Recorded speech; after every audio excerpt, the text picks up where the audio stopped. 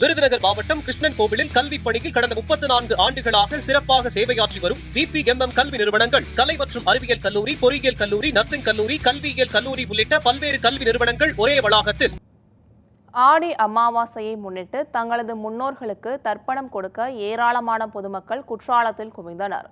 இதுகுறித்த கூடுதல் தகவல்களை நமது செய்தியாளர் ராஜனிடம் கேட்கலாம். வணக்கம் ராஜன், இது குறித்தான விவரங்களை சொல்லுங்க. அதாவது கருணாதேவி வெள்ளம் முழுவதும் அதாவது ஆடி அமாவாசை, தை அமாவாசை, மகாலய அமாவாசை உள்ளிட்ட அமாவாசைகளில் தங்களுடன் வாழ்ந்து மறைந்த, அதாவது அப்பா, அம்மா, தாத்தா, பாட்டி, தங்கை மற்றும் உற்றார் உறவினர்கள் உள்ளிட்டவர்கள் இறந்ததை நினைவு கூறும் விதமாகத்தான் இந்த ஆடி அமாவாசை, தை அமாவாசை, மகாலய அமாவாசைகளுக்கு தங்களோடு வாழ்ந்து மறைந்த முன்னோர்களுக்கு தர்ப்பணம் கொடுப்பது வழக்கம். இந்த நாளில், அதாவது முன்னோர்கள் வழிபாடு, இந்த நாளில் பித்ரு லோகத்தில் இருந்து முன்னோர்கள் பூமிக்கு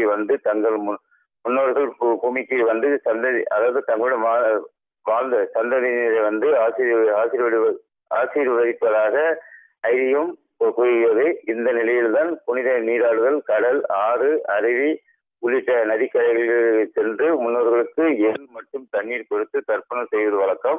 மற்றும் ஏழை எளியவர்களுக்கு அன்னதானம் வழங்குவதன் மூலம் முன்னோர்களின் முழு ஆசீர்வாதம் பெறலாம் என நம்பப்படுகிறது. இந்த நிலையில் தான் குற்றாலம் அருவிக்கரையில் அதிகாலை முதலே ஆயிரக்கணக்கான பொதுமக்கள் கூடி தங்களுடன் வாழ்ந்து மறைந்த முன்னோர்களுக்கு தர்ப்பணம் கொடுத்து அங்குள்ள குற்றால நகரை வழிபட்டு சென்ற வண்ணம் உள்ளனர். தற்போது அருவிகளில் அனைத்து அருவிகளிலும் தண்ணீர் என்பது ஆர்ப்பரித்து கொட்டுவதால் அந்த அருவிகளில் புனித நீராடி எள்ளு மற்றும் தண்ணீரை இறைத்து தங்களுடன் வாழ்ந்து மறைந்த முன்னோர்களுக்கு தர்ப்பணம் கொடுத்து வருகின்றனர். ஒரு சில பொதுமக்கள் அந்த பகுதியில் உள்ள ஏழை எளியவருக்கு காய்கறிகள் மற்றும் அந்த பூஜை ஜாமான்கள் கொடுத்து அவர்களை வாழ்த்தி வருகின்றனர். அதுபோல் அருவிக்கரைக்கு செல்லும் வழி எல்லாமே பொதுமக்களால் நிரம்பி வழிகிறது. அதுபோல் ஆண்களும் பெண்களும் இந்த தர்ப்பணம் கொடுப்பதற்காக குவிந்து கொள்வதால் அதிகாலை முதலே குற்றாலம் பகுதியில் பொதுமக்கள் கூட்டம் என்பது அலைமோதி காணப்படுகிறது.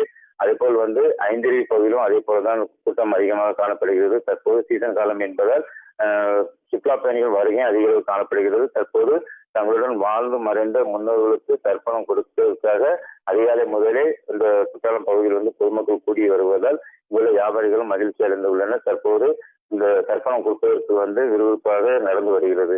கருணாதேவி, விவரங்களுக்கு நன்றி ராஜன்.